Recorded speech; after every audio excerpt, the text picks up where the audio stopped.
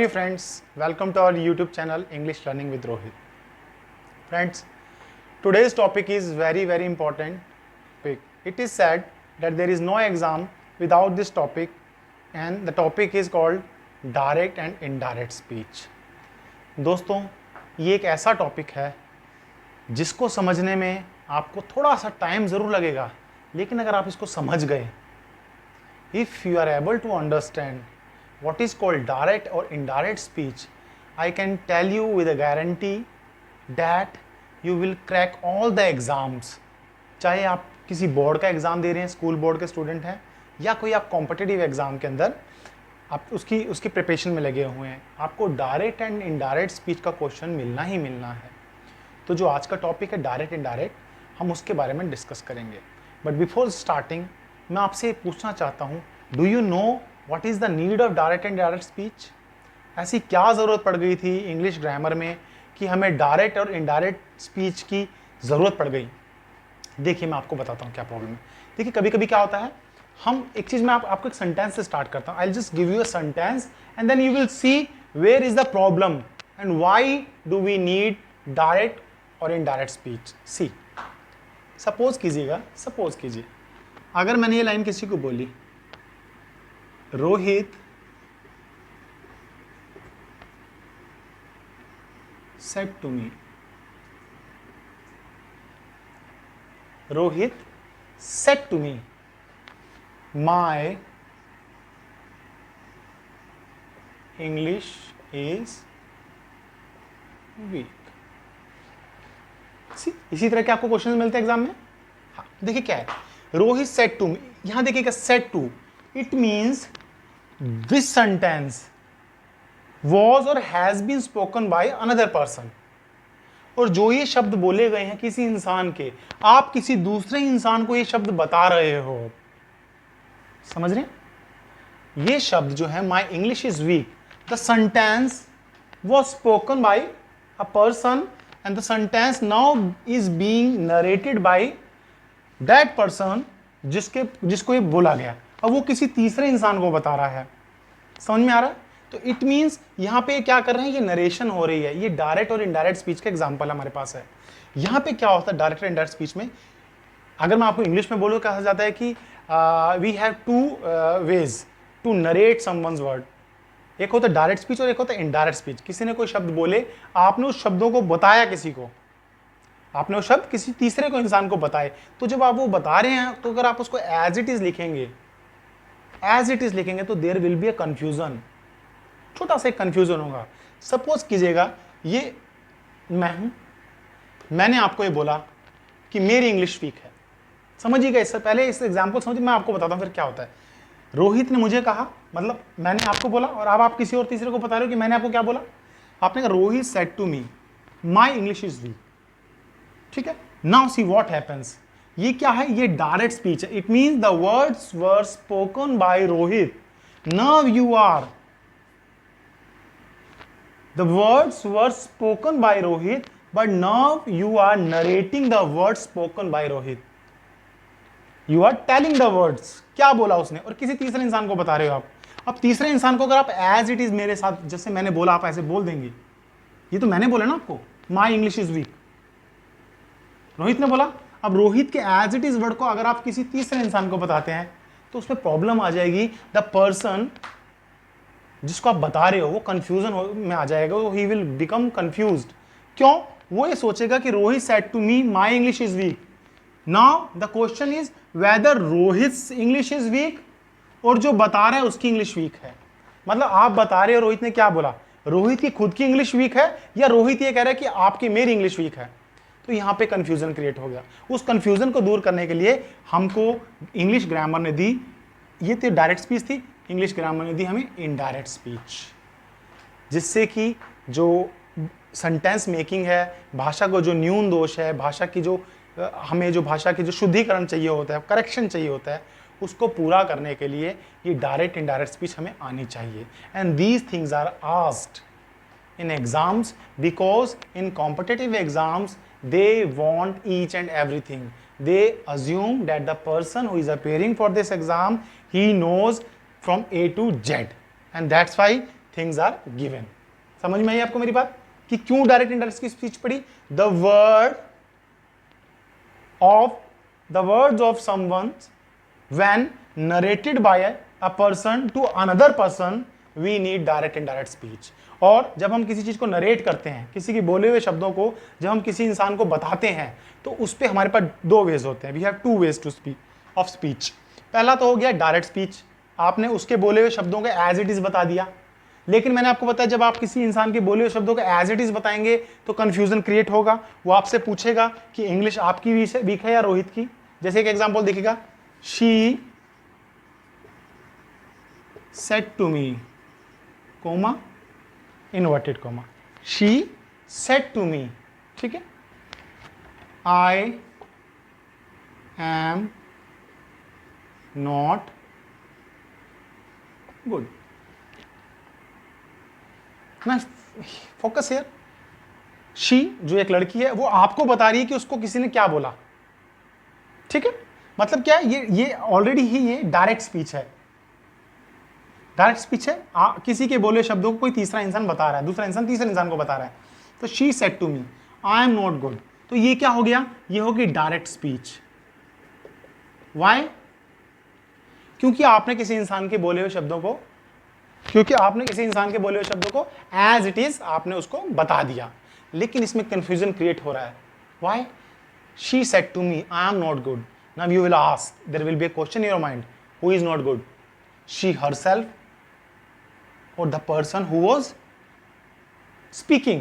You will say yes, there is a confusion। और उसको बनाने के लिए फिर हम इसको शुद्ध करते हैं, वाक्य को करेक्ट करते हैं। क्या बनेगा? she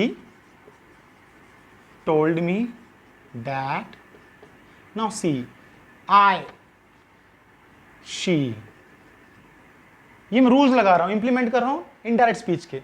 और यहां पे देखिए, अभी मैं आपको बताऊं क्या रूल्स होते हैं। she told me that, she, आई को शी के क्यों, मैं बताता हूं आपको। शी, अब देखिएगा ये जो शब्द हैं, the sentence was spoken in past, ये शब्द तो पहले बोले गए थे ना, किसी ने पास्ट में बोले थे। अब आप उसको बता रहे हैं लेकिन वो पास्ट हो गया। तो जब आप when you have change the reporting verb, तो आपको रिपोर्टेड स्पीच चेंज करनी पड़ेगी ना, टेंस तो चेंज होगा। तो ये क्या हो जाएगा, पास्ट में हो जाएगा। She was not. Now see friends, यहां पे आपको करेक्ट सेंस मिल रहा है कि what the person wants to speak, what the person wants to tell. She told me that she was not good, it means ये एबीसीडी कोई भी हो सकती है, इसने बताया और यही ठीक नहीं थी। अदरवाइज आप यहां पे क्या सोचेंगे आप कि जो बोल रही थी वो ठीक नहीं है, या वो इसको बोल रही है कि आप ठीक नहीं हो। तो ये कंफ्यूजन होता है। For that you should know what is called indirect speech, what is called direct speech, and rules are asked, rules are given in exams। तो आज हम टॉपिक करेंगे। मैं आपका स्वागत करता हूं और कोशिश करूंगा आपको समझाने की। Let's start. My father said I am going to Shimla। See friend, what happens? You will be given a sentence something like this and you will be having 4 options, but it will make you confused because आपको चारों लगेंगे तो चारों ही ठीक है। वो आपको इस तरह आपको बिल्कुल माइन्यूटली आपकी जो ग्रामर को चेक करते हैं, आपकी नॉलेज ऑफ ग्रामर चेक करते हैं। तो आपको ये ध्यान रखना है कि whether you are giving the most appropriate answer और नॉट। क्योंकि आपको लगेगा 4 ऑप्शन होंगे तो आपको लगेगा कि 2 तो आपको पता है गलत है, 2 में यू गेट कंफ्यूज्ड। कोई कंफ्यूजन दूर नहीं हो जब तक होगा, जब तक आप प्रॉब्लम आती रहेगी। कंफ्यूजन कैसे देखिएगा। It's a sentence, we have 2 clauses. My father said, comma inverted comma, I am going to Shimla. देखिए फ्रेंड्स क्या होता है, ये डायरेक्ट स्पीच में है। वाई? क्योंकि किसी ने वर्ड बोले, फादर ने बोले I am going to Shimla. Now you are having confusion, who is going to Shimla? Father is going to Shimla or he himself is going to Shimla? है ना कंफ्यूजन। अब मैं इसको इनडायरेक्ट स्पीच में बनाऊंगा। इनडायरेक्ट स्पीच में जब बनाएंगे तो बिल्कुल क्लियर कट जो सेंस दे रही है, हमारा सेंटेंस जो सेंस दे रहा है, it will be very very easy to understand. But उसके लिए रूल्स होते हैं। सी फ्रेंड्स, आपको ऐसे ऑप्शन देंगे, उसमें आप देखिएगा ये दिख रहा है, ये वाला इन्वर्टेड कॉमा, कोटेशन मार्क इसको बोलते हैं। ये जो इन्वर्टेड कोमा का जो ये वाली क्लॉज होती है, ये वाली, इसमें आपको कभी सेट टू मिल जाएगा, कभी आस्क्ड मिल जाएगा, कभी टोल्ड मिल जाएगा, लेकिन आप ये ध्यान रखिएगा जो इन्वर्टेड कोमा से पहले की जो क्लॉज है और ये बाद में ये मेन क्लॉज, देखिएगा इसको हम बोलते हैं फ्रेंड्स रिपोर्टिंग वर्ब। क्या कहते हैं इसको हम? Reporting verb, and this is called reported speech.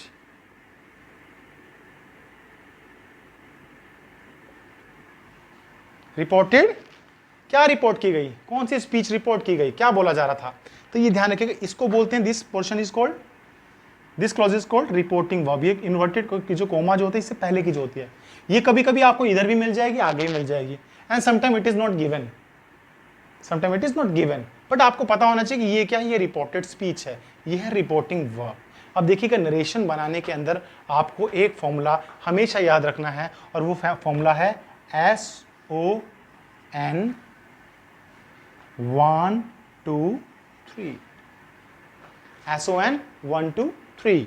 SON 1 2 3 का मतलब क्या हो गया, मैं आपको बताता हूं, या इसके आगे मैं लिख देता हूं रिपोर्टिंग वर्ब, और इसके आगे कर देता हूं मैं रिपोर्टेड स्पीच। ध्यान दीजिएगा, कोई भी प्रॉब्लम आ रही है आप कमेंट बॉक्स पे कमेंट कीजिएगा, मैं आपको दोबारा कांटेक्ट करूंगा, दोबारा कोई वीडियो बनाऊंगा, आपको किसी भी तरह से I try to make you understand. See and I am using bilingual method, ताकि आपको कोई प्रॉब्लम ना आए, और अगर आप स्टिल आपको if you want me to speak, if you want me to use direct method, I will make another video by using direct method. See reporting verb, reported speech. देखिए फ्रेंड्स, आपको पता है कि जो प्रोनाउंस होते हैं उसमें first person, second person, third person क्या होता है? Any idea? First person, second person, third person, मैं आपको बाद में बताऊंगा first person, second person, third person होता क्या है, पर मैं आपको रूल्स बताता हूं। देखिएगा, रिपोर्टेड स्पीच में I am talking about reported speech, when I am talking about reported speech, it means your attention should be here, because this is called reported speech. If in reported speech we find any first person anywhere in the sentence, reported speech में अगर हमें कहीं भी first person मिलता है, क्या first person क्या होता है? आई, my, me, we, our, us, ये फर्स्ट पर्सन होता है। तो इसमें अगर फर्स्ट पर्सन मिलता है तो हम उस फर्स्ट पर्सन को रिपोर्टिंग वर्ब के सब्जेक्ट से हम उसको चेंज कर देते हैं।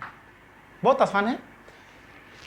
रिपोर्टेड स्पीच में if there is any first person, I, my, me, we, our, us, ये 6 वर्ड्स, हम उसको रिपोर्टिंग वर्ब के सब्जेक्ट से चेंज करेंगे। Understood? If there is any second person anywhere in the sentence which is called reported speech, second person होगा तो हम उसको क्या करेंगे, हम उसको रिपोर्टिंग वर्ब के ऑब्जेक्ट से चेंज कर देंगे। Sometimes object is not given, लेकिन ऑब्जेक्ट होता है, ऑब्जेक्ट के उससे हम चेंज करेंगे। And if there is any, अच्छा सेकंड पर्सन कौन से होते हैं? यू, योर, योर्स, ये सेकंड पर्सन होते हैं। थर्ड पर्सन क्या होते हैं? He, his, him, she, her, they, their, them and it. यहां ध्यान दीजिएगा, थर्ड पर्सन, अगर थर्ड पर्सन कहीं मिल जाए इस वाले सेंटेंस में, हम उसको, इसका मतलब होता है no change, because indirect speech is spoken और written in third person only. समझ में आया आपको? रिपोर्टेड स्पीच में अगर कहीं फर्स्ट पर्सन होगा, आप उसको रिपोर्टिंग वर्ब के सब्जेक्ट से चेंज कर देंगे। रिपोर्टेड स्पीच में कहीं भी सेकंड पर्सन मिलेगा, आप उसको रिपोर्टिंग वर्ब के ऑब्जेक्ट से चेंज कर देंगे। रिपोर्टेड स्पीच में कहीं भी थर्ड पर्सन मिला, आप उसको एज इट इज छोड़ देंगे, because third person is not changed. Understood? हाँ, अब देखिए कैसे बनेगा। और मैंने आपको बोला क्योंकि टेंस चेंज होगा, बिकॉज हमारी रिपोर्टिंग स्पीच जो है वो पास्ट में है। जब रिपोर्टिंग स्पीच पास्ट में है तो how can our reported speech be in present tense, isn't it? तो आपको टेंस भी चेंज करना है, और टेंस चेंज करने के रूल्स हैं। If you have good command over tenses, आपको इजीली पता लग जाएगा कि किसको कैसे करना है। देखिएगा, मैं आपको एग्जांपल देता हूं, ये आपको समझ में है? हाँ। सी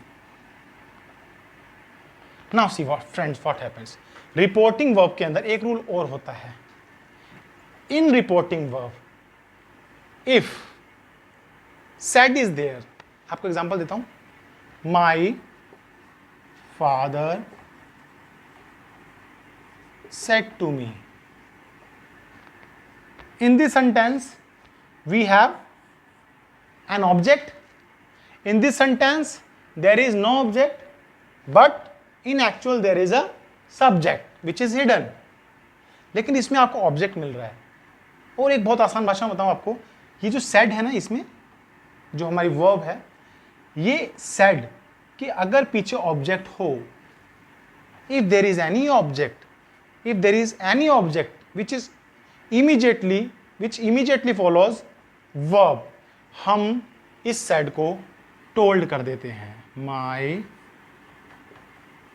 father told, कुछ स्टूडेंट्स क्या करते हैं, told के पीछे भी to लगा देते हैं। नहीं, now you are using told. Rohit, यहां वो कहा, यहां बता रहा है, Rohit my father told me. My father told me. और अगर मैं इसको बोलता तो ये रह जाएगा ऐसे ही, my father said. Said will remain as it is because there is no to or object. but इसमें है, तो जब said के पीछे to होगा और object होगा तो हम उसको told करेंगे। अगर said के पीछे ना तो to है ना object है तो हम उसको said को said रहने देंगे। अब देखिएगा, बिकॉज मैंने आपको कहा था डायरेक्ट स्पीच जो होती है वो इन्वर्टेड कॉमास में आती है, इसको कोटेशन मार्क बोलते हैं, उसमें आती है। अब जब आप इसको हटाएंगे ना, इसको इनडायरेक्ट स्पीच में बनाएंगे, डायरेक्ट स्पीच को इनडायरेक्ट में, तो आप इसको हटा के, और ये ध्यान रखिएगा बिकॉज आवर जो रिपोर्टेड स्पीच है it is a positive sentence, it is a positive sentence. तो अफर्मेटिव सेंटेंस जब हमारा होगा तो हम क्या करेंगे, इन्वर्टेड कॉमा को हटाने के लिए यहाँ पे we use that. What do we use, that. तो मैंने दो चेंजेस की क्या किए, एक तो मैंने सेट टू को टोल्ड में कर दिया, लेकिन अगर ये पीछे टू नहीं होता तो मैं इसको क्या करता, सेड ही रहता। माई फादर टोल्ड मी डैट। अब देखिएगा मैंने जो SON 1 2 3 बताया था आपको, SON 1 2 3, ये रिपोर्टेड स्पीच, ये रिपोर्टिंग वर्ब। अब देखिएगा I is a first person, second person, third person, you will say I is a first person. अब फर्स्ट पर्सन जो है आई, वो किससे चेंज होगा, सब्जेक्ट से। एंड सब्जेक्ट क्या है, फादर। अब father is a noun, I is an pronoun. Pronoun को प्रोनाउन से चेंज करेंगे ना, और मेल के लिए कौन सा प्रोनाउन यूज करते हैं, आप कहेंगे ही। क्या होगा, ही। अब टेंस था प्रेजेंट कॉन्टिन्यूअस, तो टेंस पास्ट में जाएगा, प्रेजेंट कॉन्टिन्यूअस को किस में कर देंगे आप, पास्ट में। He was going to Shimla, और यहां से आप ये इन्वर्टेड कॉमा हटा देंगे, full stop. Now see, my father told me that he was going to Shimla. My father said, अब इसी को देखिएगा, देखिएगा इसको, my father said, my father said. Now in previous sentence I changed said to with told, लेकिन इसको मैं said को सेड छोड़ रहा हूं बिकॉज मैंने आपको बताया कि सेड के पीछे अगर टू होगा और ऑब्जेक्ट होगा तो आप उसको टोल्ड करेंगे, अदरवाइज सेड ही रहेगा। My father said. अब इन्वर्टेड को हटाने के लिए आप क्या करेंगे, what will you do, that will be there, and he was going to Shimla, isn't it? Now see, read this sentence and read this sentence. It will give you a correct sense. Both the sentences are grammatically correct. But जब हम indirect speech में कुछ बोलते हैं तो it gives a clear sense कि क्या बोला जा रहा है। इसमें आपको confusion था, I मतलब फादर जा रहे हैं या आप जाने की बात हो रही है, यहाँ पे आपको clear है, my father said that he was going to Shimla, understood. हाँ, और मैंने दूसरा फॉर्मूला क्या बताया आपको, SON 1 2 3 का, आपने यहाँ ध्यान देना, रिपोर्टेड स्पीच में first person second third person, उसको अकॉर्डिंगली इस फॉर्मूले के अनुसार आप चेंज करेंगे। This was an example of how to make direct speech, how to change direct speech to indirect speech. एक एग्जांपल और देखिएगा,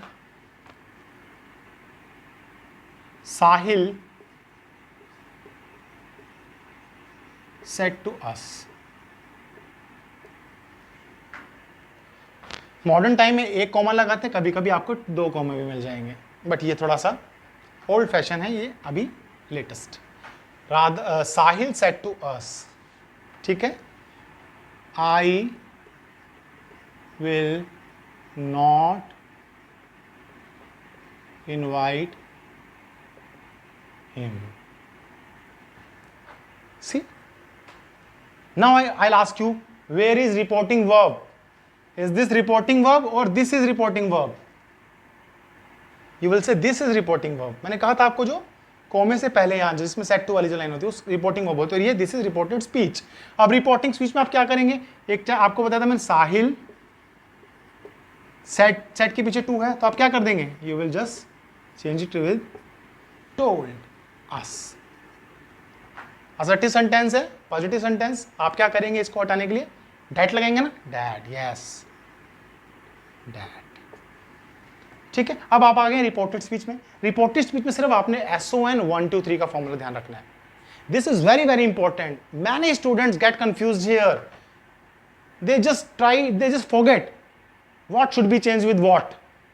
SON 1 2 3. If there is any first person, it will be changed with the subject of reporting verb. If there is any second person, it will be changed with the object of reporting verb. And if there is any third person in sentence, it will never be changed. और आपने tense change कर देना है. That's it. See, Sahil told us that. I first person है, साहिल से change होगा. अब साहिल के लिए कौन सा प्रोनाउन यूज करेंगे आप, word which is use in place of noun called pronoun, आप कहेंगे ही. शी तो नहीं आएगा ना, लड़की होती तो शी होता. Sahil told us that she a will becomes would. ये आपको मैं रूल्स बता दूंगा. व्हाई, पास्ट फॉर्म होती है विल की, would is the past form of will, past में जाएगा. नॉट इनवाइट, अब ये जो हिम है friends, him, this is first person, second person, third person. him मतलब you are talking about someone else, कोई और तीसरा इंसान.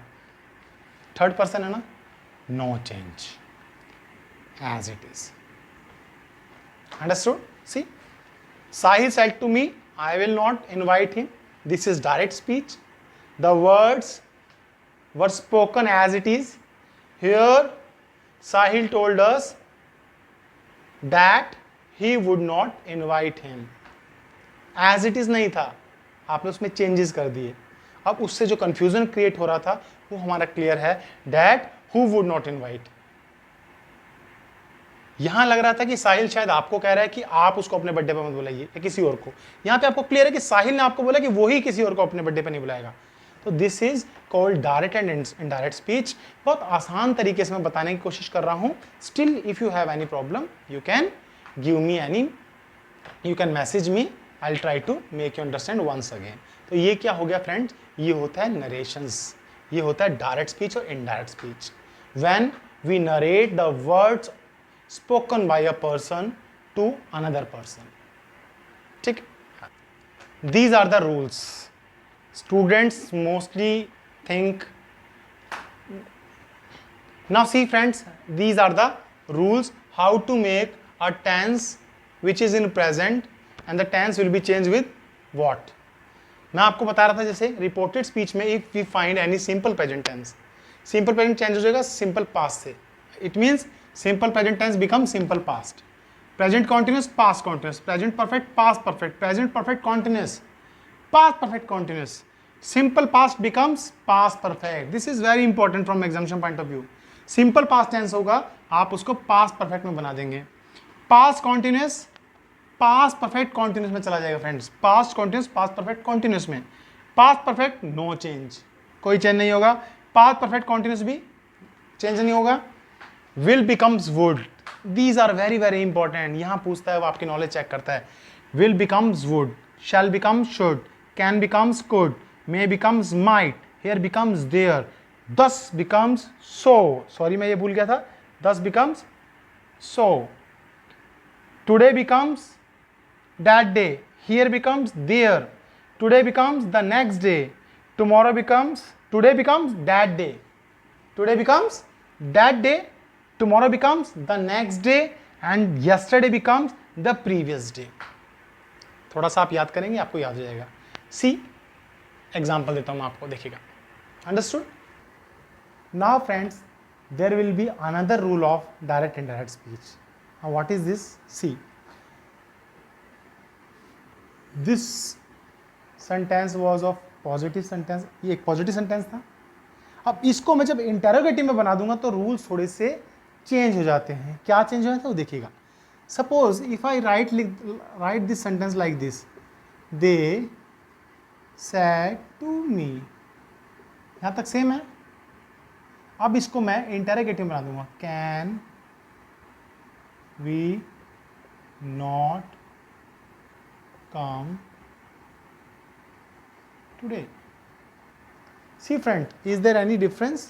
You will say yes, this clause is in positive sentence and this is in interrogative sentence. Question mark is there. आप यहाँ पर question पूछ रहे हैं। अब जब क्वेश्चन पूछ रहे हो तो ध्यान दीजिएगा friends, now you are asking, here you are telling, here you are asking.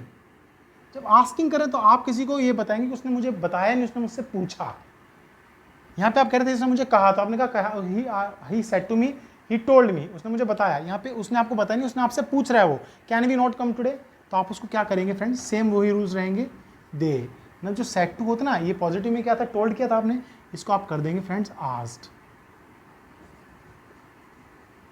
Asked me. Keep it this rule in your mind always. Maximum students gate confused कि टोल्ड कहाँ पे आएगा, आस्क कहाँ पे आएगा। आप यहाँ ध्यान देंगे, if our reported speech is in interrogative form, तो आप यहाँ पर सेट टू को आस्क कर देंगे। और इन्वर्टेड कोमा को जब हटाएंगे तो पॉजिटिव सेंटेंस में यू आर यूजिंग दैट, लेकिन इसमें डैट ना आके इसमें आएगा if. If sometimes you use whether, whether भी यूज करते हैं हम, इफ भी यूज करते हैं, वेदर भी यूज करते हैं। They asked me if. Now see friends, can we not come today? This sentence was spoken by somebody who was asking you. अब आपने जो उसको, क्योंकि डायरेक्ट स्पीच में आप एज इट इज लिखते हैं, इनडायरेक्ट स्पीच में आप क्या करते हैं, आप उसको जो उसने आपको पूछा, अब आप वो उसको बता रहे हैं किसी तीसरे इंसान को। तभी तो हमें जरूरत पड़ती है ना, किसी तीसरे इंसान को बता रहे हैं। और there are some changes, they asked me if. अब इसको क्या करेंगे आप, इंटरोगेटिव को ना पॉजिटिव में कर देंगे, ये सब्जेक्ट को पहले ले आएंगे। फर्स्ट पर्सन है, सब्जेक्ट से चेंज होगा, दे।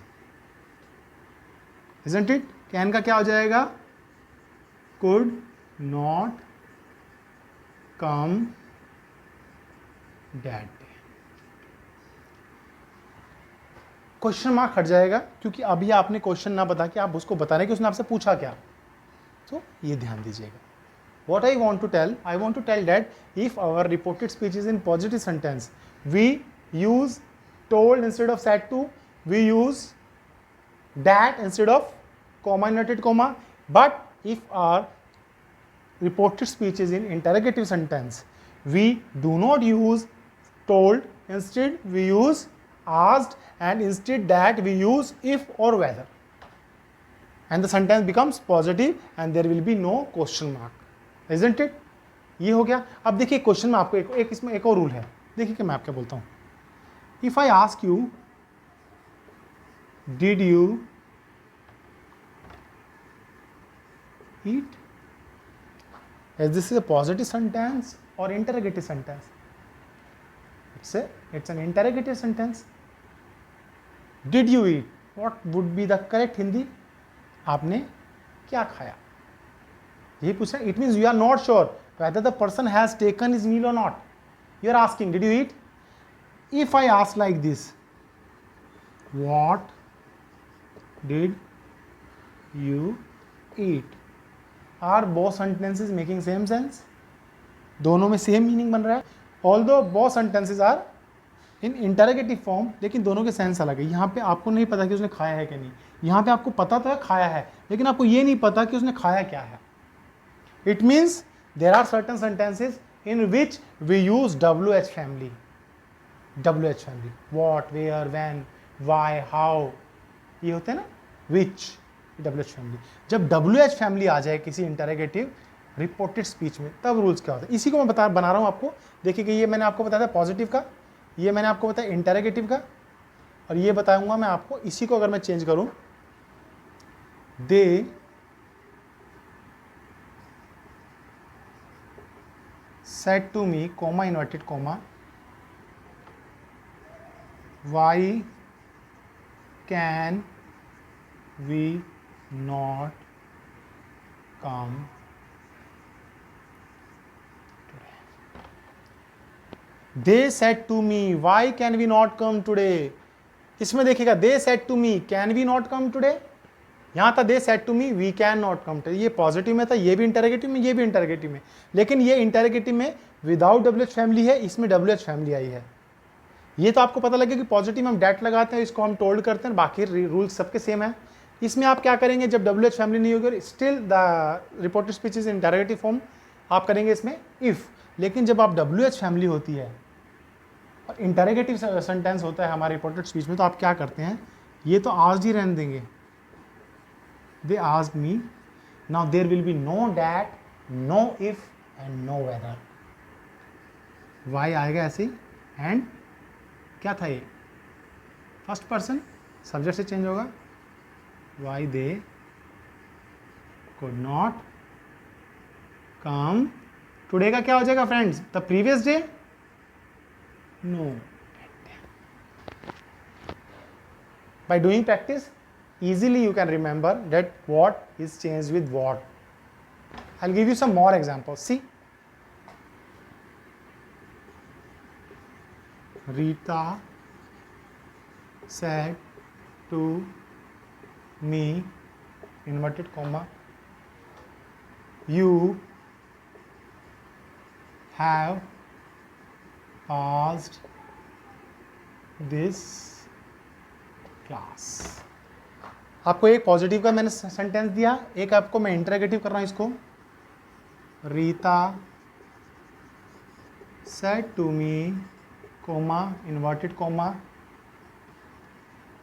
Have you passed this class, first, second and third. यही 3 तरह के सेंटेंस बताए मैंने आपको। Rita said to me, why have you passed this exam? See friends, now let's start. Let's make indirect speech. Let's see who makes all the sentences correct and fast. See, Rita, positive sentence है, told होगा, isn't it? Yes. Rita told me, there will be that because assertive sentence है, affirmative sentence है। Rita told me that second person is there, friend. Now second person will change, see, second person will change with object. Object क्या है हमारा, ये रहा। अब personal pronoun से change होता है, तो यू का, आई, मी का क्या हो जाएगा, आई। सेकंड पर्सन था, मैंने इसको ऑब्जेक्ट से चेंज किया। अगर यहाँ पे आई होता तो मैं उसको रीटा से चेंज करता, शी हो जाता। Rita told me that I had, present perfect को मैंने पास्ट में किया, जो रूल्स आपको मैंने बताए थे। पास्ट डैट, दिस का डैट हो जाएगा, this becomes that. Now see, Rita told me that I had pass that class. ठीक है, अब इसी को इंटरोगेटिव में करता हूं। रीटा, अब फ्रेंड्स यहां टोल्ड करूंगा क्या, no, because question mark is there. जब पॉजिटिव होगा तभी आप करेंगे डैट। इसमें क्या कर देंगे आप, इफ लगा देंगे। इफ, अब यहां पे इसको आप जो इंटरोगेटिव इसको पॉजिटिव में लेके जाएंगे, सेकंड पर्सन फिर ऑब्जेक्ट से चेंज होगा।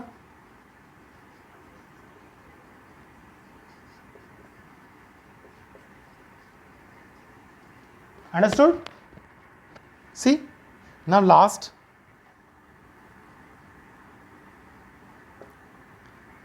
रीटा अगेन आज नहीं रहेगा फ्रेंड्स, देखिएगा आज इस पे फोकस किए, विच इज़ वेरी इंपॉर्टेंट। यहाँ टोल्ड है क्योंकि पॉजिटिव में है, यहाँ आज है क्योंकि इंटरोगेटिव में दोनों फॉर्म। रीटा आज me and because WS family there, तो there will be no if, no whether, no that, why, फिर पॉजिटिव में करेंगे, I had passed that class. Understood friends? Now you see what I wanted to make you understand. Thanks for supporting us. I always say keep criticizing but keep supporting. Thanks a lot friends.